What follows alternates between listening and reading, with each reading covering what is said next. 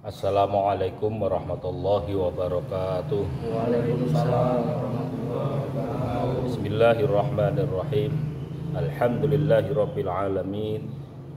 Wassalatu wassalamu ala asyrafil anbiya'i wal mursalin sayyidina wa maulana Muhammadin wa ala alihi washabihi ajmain, amma ba'd. Pemirsa Puton TV dimanapun panjenengan sedaya berada, selamat berjumpa kembali di kajian akhir zaman. Alhamdulillah, kita sekalian umurnya telah dipanjangkan oleh Allah nyampe pada bulan yang sangat mulia, yaitu bulan Rajab. Mudah-mudahan kita bisa mengisi kehidupan ini dengan penuh barokah. Allahumma amin ya rabbal alamin. Di kajian sore kali ini kami ingin lebih khusus membahas tentang hal-hal yang terjadi selama ini pada kita sekalian umat Islam, berdasarkan pada sebuah riwayat dalam surat Al-Kahfi, di mana di dalamnya diuraikan, diterangkan tentang sebuah dialogis antara guru dan murid, yaitu antara Nabiullah Khadir alaihissalam dengan Nabiullah Musa alaihissalam.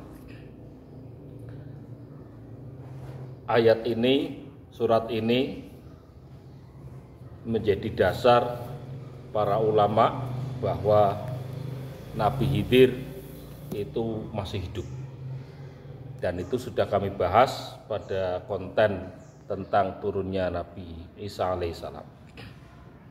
Kami tegaskan lagi bahwa Nabi Khidir itu manusia yang ada batasan umurnya, bahwa beliau itu pun meninggal sama seperti nabi-nabi sebelumnya. Bahkan kami sebagai pelaku akhir zaman yang petunjuk-petunjuknya itu tidak lepas dari beliau-beliau yang telah mendampingi di pelaku akhir zaman ini, yang sudah kami sampaikan pada konten-konten yang lalu, bahwa pelaku akhir zaman itu didampingi dan dibimbing langsung oleh beliau-beliau yang diperintahkan oleh Allah dalam proses kebangkitan Islam di akhir zaman ini. Itu Nabiullah Sulaiman, Nabiullah Khadir, Nabiullah Isa alaihi wassalatu wassalam, dan baginda Rasulullah Muhammad SAW. Sehingga sumber-sumber petunjuk ini juga bersumber dari beliau semua, lewat utusan akhir zaman yang kita kenal dengan Al-Mahdi. Maka kami sampaikan, terima atau tidak terima, senang atau tidak senang, karena memang sudah terjadi perbedaan antar ulama, dan keduanya tidak bisa menentukan mana yang benar dan mana keliru. Maka kami sampaikan bahwa Nabiullah Khadir itu sudah meninggal, satu.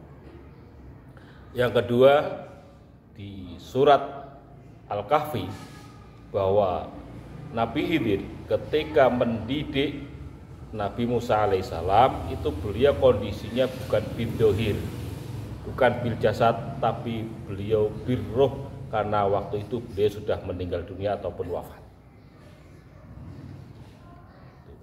Yang ketiga, kami sampaikan bahwa Nabiullah Khadir itu gurunya para nabi dan rasul setelahnya.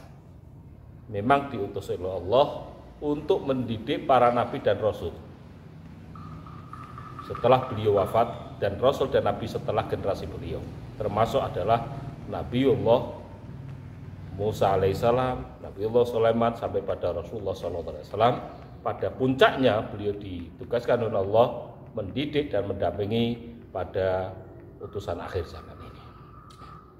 Maka apa yang telah disampaikan oleh para alim ulama di masa setelah baginda Rasulullah SAW dalam perjalanan spiritualnya selalu berdoman bahwa Nabi Khidir adalah gurunya para nabi dan wali.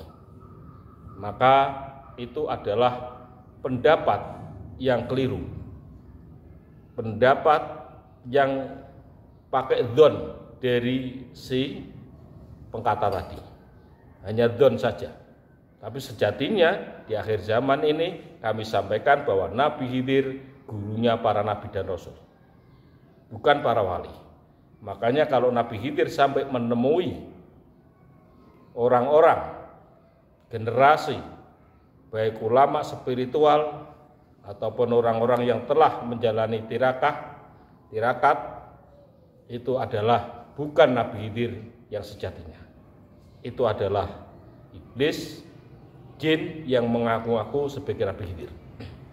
Ini perlu kami sampaikan karena di wilayah kita, baik itu wilayah dunia thariqah spiritual, di wilayah hakikat yang mereka dianggap wali oleh umatnya, maupun di wilayah kajian-kajian yang sifatnya ahlil hakikat menamakan diri mereka, itu semua mempunyai anggapan bahwa Nabi Khidir gurunya para nabi dan wali.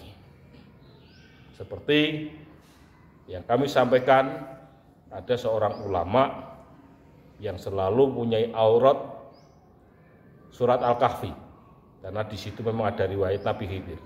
Pada ujungnya gimana? Pada ujungnya ada jin, meskipun itu jin Islam, yang akhirnya jin itu menggeliksirkan dia dan mengaku sebagai Nabi Khidir.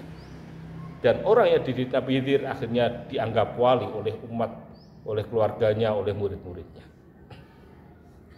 Ini persis yang terjadi pada umat-umat sebelumnya, kekeliruan orang-orang Yahudi, kekeliruan orang-orang Nasrani, karena telah menganggap ruhbanahum, orang-orang yang dijadikan ulama, ruhban, ittakhadhu akhbarahum wa ruhbanahum arbaban, karena saking mengkultuskan pada tokohnya sehingga mereka sama menjadikan akhbarahum wa ruhbanahum arbaban. Itu puncaknya sebagai arbab. Arbab itu Tuhan atau itu yang dituhankan. Bahkan olehnya dituhankan, kadang-kadang yang di bawahnya dianggap itu adalah maksum seperti nabinya. Tidak mungkin salah, tidak mungkin keliru. Nah, ini banyak anggapan seperti itu juga terjadi pada umat Nasrani dan umat Yahudi. Di umat Islam pun sama. Ketika mengkultuskan tokoh-tokohnya, apalagi tokohnya dalam sejarah dididik oleh Nabi Khidir, maka menganggap bahwa tokohnya itu seorang wali, tokohnya itu seorang yang hampir maksum, yang tidak mungkin salah. Makanya kenapa ada utusan akhir zaman, Allah mengutus cucu sejatinya baginda Rasulullah SAW, yang tujuannya di akhir zaman ini adalah untuk meluruskan akidah-akidah yang keliru. Yang pada intinya seperti yang telah diwariskan Imam Suyuti, bahwa Imam Mahdi Al-Muntadhar itu yaftahu madaina syirki, yang sering kami sampaikan di Buta TV ini. Tugas akhir zaman adalah yaftahu madaina syirki, mengungkap dan menaklukkan budaya-budaya syirik. Membuka dengan kajiannya di lewat Al-Quran, menurut Al-Quran, dan kajian-kajian yang logis menurut agama. Membuka, menyikap tentang budaya-budaya syirik yang terjadi pada umat dan tokoh-tokoh agama selama ini, juga menaklukkan. Kenapa ada kata-kata yaftah itu menaklukkan? Seperti menaklukkan kota Mekah, ya. Karena utusan akhir zaman itu memang menaklukkan pada gaib-gaib yang telah masuk dan menguasai raga-raga manusia, baik itu manusia biasa maupun para tokoh-tokoh agama. Terjadinya pengkultusan bahwa ulama ditemui Nabi Khidir, kiai ditemui Nabi Khidir, terus spiritual ditemui Nabi Khidir, itu tidak lain karena di tokoh ini ada niatan yang tidak pas, yaitu niat ingin diagungkan oleh murid-muridnya, ingin dikultuskan oleh murid-muridnya, bahkan dia sendiri membangun kultus itu sendiri pada umat. pantas kalau umat ini di akhir zaman ini banyak yang keliru, banyak yang tidak normal dalam berakidah dan berakalnya. Karena apa? Karena memang akidah dan akalnya telah dimatikan itu sendiri oleh para kiai dan para ulama. Seakan-akan kalau tidak logis jangan dipikirkan. Kalau tidak logis jangan dipikirkan, bukan kelasnya. Padahal agama itu sangat logis. Penyebab dari ini semua, para pemirsa Puton TV, kenapa ulama sampai seperti itu? Adalah karena ada niatan-niatan yang itu di luar kemampuan manusia itu sendiri. Apa yang di luar kemampuan manusia? Yaitu tentang hal hakikat. Yang sering dibahas oleh ulama bahwa Nabi Khidir adalah gurunya orang hakikat. Perlu kami jabarkan dulu bahwa tentang syariat, hakikat, ma'rifat itu ada dua. Ada ma'rifatul am, hakikatul am. Jadi pemaham syariat hakikat ma'rifat menurut orang umum, ada yang menurut orang khusus, indal khos. Siapa yang menurut orang khusus? Ya, yang menurut orang khusus adalah Nabi dan Rasul. Karena ruh yang dijadikan oleh Allah untuk Nabi dan Rasul itu bahannya tidak seperti manusia biasa. Seperti dalam sebuah syair nadom yang sering dinyanyikan ataupun diutarakan oleh para alim ulama, bahwa Muhammadun basyarun lakal basyari bal huwa kal yaquti bainal hajari. Bahwa Muhammad adalah manusia, tapi tidak seperti manusia, karena perbandingannya antara rohnya orang biasa itu bagaikan batu, tapi rohnya para nabi itu kal yaquti, bagaikan intan mutiara. Ini yang sebenarnya. Apa arti dari sebuah nadom ini? Kal mutiara yang dimaksud adalah Allah sudah siapkan roh untuk para nabi dan rasul memang dua dimensi, yaitu bisa bersinergi dan membaca pada dimensi gaibiyah, juga lahiriah. Ada dua dimensi roh ini yang dimiliki oleh para nabi rasul, dimensi gaib dan dimensi lahiriah. Tapi kalau rohnya orang biasa selain nabi rasul, ya termasuk ulama, termasuk ya dikatakan para wali ini, termasuk sahabat rasul siapa? Itu rohnya bukan terbuat dari al-yaqut, tapi terbuat dari batu. Artinya bagikan terbuat dari batu gitu. Artinya di situ roh itu memang disiapkan oleh Allah hanya satu dimensi, yaitu dimensi lahiriah. Ini untuk selain roh nabi dan rasul. Karena para ulama ingin sekali menyetandarkan dirinya pada kemampuan yang diberikan oleh Allah pada nabi dan rasul, ini yang jadi masalah. Keinginan nafsunya ingin hebat, ingin diakui dan lain sebagainya, akhirnya dia menyeberang pada hal-hal yang sifatnya gaibiyah. Nah, padahal tataran gaibiyah itu macam-macam ukurannya. Satu, ukuran pertama atau bisa dikatakan langit pertama itu adalah lahiriah manusia, yaitu yang di atas bumi itu namanya langit. Kalau di bawah bumi namanya bumi ke sana. Nah, manusia hidup di atas bumi berarti tergolong pada langit pertama. Itu lahiriah. Masuk kepada yang di atasnya langit kedua, yaitu langitnya tempatnya para jiniyah. Para jiniyah, siluman dan sebagainya, goibiyah yang sifatnya jiniyah. Langit yang ketiga, goibiyah yang sifatnya tempatnya para roh, yaitu tempatnya taman surga ataupun barzah. Disitulah taman surga dan surga berada di tingkatan langit yang ketiga. Para orang-orang spiritual karena dorongan nafsunya, dia ingin pada tataran kemampuan melesat pada langit yang ketiga, sehingga seakan-akan dia bisa ketemu nabi, dia bisa ketemu para wali, dia para nabi, para malaikat, seakan-akan bisa sinergi dengan malaikat seperti yang dilakukan Rasulullah ketika Mi'raj yang diriwayatkan ini. Ingin seperti itu, sehingga berusaha bagaimana bisa mengetahui gaib. Padahal takdir manusia itu tidak bisa mengetahui gaib. Yang seperti pada ayat yang pernah kami bahas di konten yang lalu, bahwa yang bisa bersinergi dengan gaib itu hanyalah nabi dan rasul. Alimul ghaibi fala yudhiru ala ghaibihi ahada illa man irtada min rasulin fa innahu yasluku min baini yadayhi wa min khalfihi rasada. Bahwa yang bisa melihat gaib itu hanyalah orang yang diridhoi dari para utusan Allah, para nabi dan rasul. Itu memang bisa. Kalau manusia nggak bisa ke gaib. Makanya kalau ada manusia yang bersinergi dengan gaib itu tidak sampai menyampai pada barzah. Pada langitnya tidak sampai.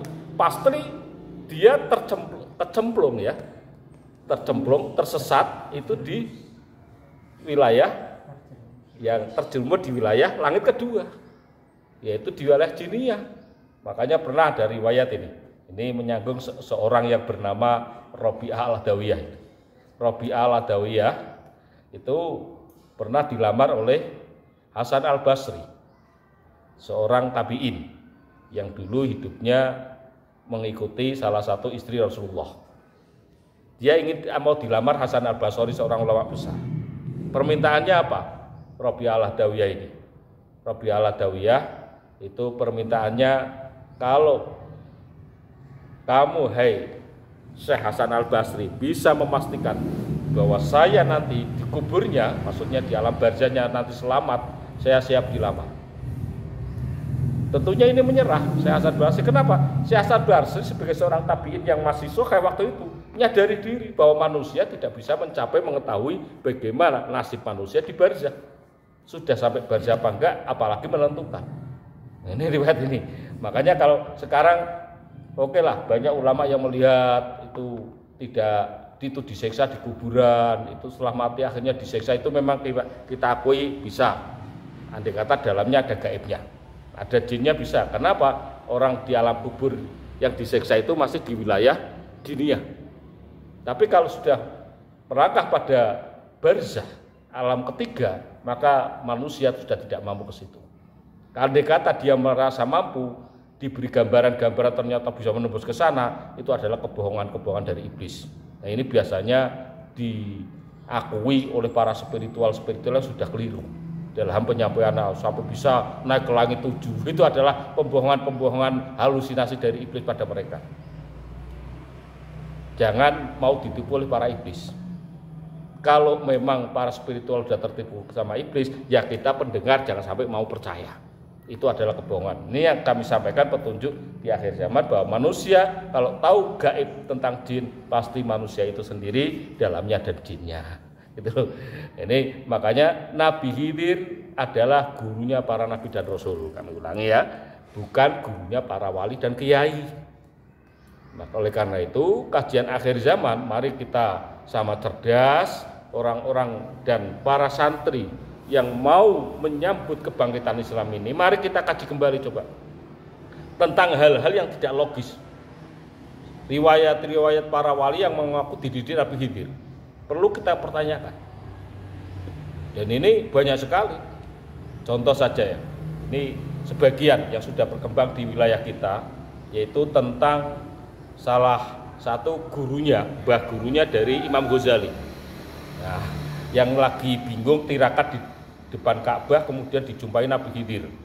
Dia diijazai Musabi'atul Asroh. Yang Nabi Khidir itu ngaku bahwa ini adalah ijazah dari Rasulullah. Yang kemudian disampaikan pada dia, disampaikan lagi pada muridnya, muridnya disampaikan pada Imam Ghazali, Imam Ghazali disampaikan kepada seluruh umat yang ada di dunia ini. Dan semuanya ulama dari dulu sampai sekarang, dari Imam Ghazali sekarang, belum bisa menyatakan bahwa ijazah ini benar-benar dari Nabi Khidir atau tidak. Belum bisa. Makanya ada kekeliruan-kekeliruan, bukan masalah apa yang diijazahkan. Kekeliruan bukan di masalah apa yang diijazahkan, tapi kekeliruan ada pada siapa yang memberi ijazah. Yang dibaca baik Fatihah, Qul Nas, Qul Falak, Qul Hu, Qul Ya, ayat kursi sampai 7 itu sananya itu bagus semua. Tapi permasalahannya bukan apa yang diijazahkan, tapi permasalahan siapa yang memberi ijazah. Dan siapa yang menjamin bahwa itu Nabi Khidir. Dan siapa yang menjamin bahwa Nabi Khidir itu ketemu Rasulullah, padahal itu sejatinya bukan Nabi Khidir. Karena Nabi Khidir itu tidak pernah memberi ijazah. Ada itu Saifutul Asroh. Ini juga perlu kita kaji. Wah, ini kiai kayaknya kok sombong ya, berani mengadili Imam Ghazali. Ini bukan masalah sombong dan tidak. Imam Ghazali hidup di abad ke-4 ke-5. Beliau tidak menangi akhir zaman. Beliau pun tidak bisa berjumpa Nabi Khidir. Kami sampaikan ini kan karena sumbernya memang dari beliau pelaku akhir zaman yang memang dibimbing langsung oleh Nabiullah Khidir alaihissalam. Nah, kalau misalnya dipertanyakan ini sebenarnya gimana sih? Ya disampaikan Puton TV kok bertentangan dengan ulama semuanya. Ya mari kita dialog. Kita pecahkan masalah ini. Kita yakini dalam kajian ini yang benar sebenarnya Puton TV apa ulama ini yang dipegang selama ini. Nah, ini kita tidak menuntut dialog, kita selalu ingin sekali dialog dengan mereka semua. Karena demi lurusnya dan pelurusannya umat yang akan disiapkan oleh Allah di masa depan ini. Kembali lagi bahwa Nabi Khidir bukan gurunya kiai dan ulama dan wali. Nabi Khidir adalah gurunya para nabi. Ini yang perlu saya tandaskan, sehingga kalau ada yang mengaku-ngaku dididik Nabi Khidir, ngaku-ngaku ketemu Nabi Khidir, ngaku-ngaku diijazahi Nabi Khidir, dipastikan kami sampaikan pada umat Puton TV dan seluruh antero jagat bahwa itu tidak dilakukan oleh Nabiullah Khidir alaihissalam, tapi itu dilakukan oleh jin dan iblis yang telah memperdaya dan menipu manusia. Contohnya Al-Musabihatul Asroh yang ada pada kitab Ihya. Ada torekoh yang mengaku diijazahi Nabi Khidir, namanya Torekot Al-Khidriyah. Contoh itu. Ada lagi apa itu? Doa Al-Faroks Nabiullah Khidir dan lain sebagainya. Jadi ini yang sumber-sumber ini yang semuanya dari Nabi Khidir perlu dikaji ulang.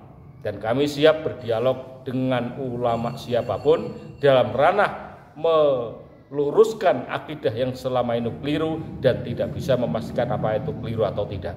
Contoh aja Nabi Khidir hidup atau sudah meninggal, itu aja ulama tidak bisa menentukan, ya kan? Apalagi menentukan ijazah ini mutasil apa enggak, dari Rasul beneran apa enggak.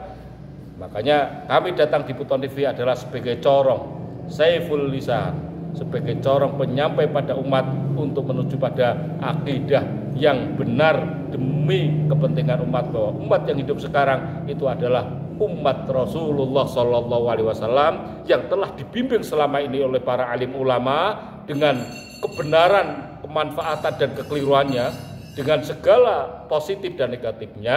Dan sekarang utusan akhir zaman lewat Puton TV menyampaikan yang benar dan sikap bukan wallahu alam bisawab lagi, tapi yang benar inilah yang kami sampaikan.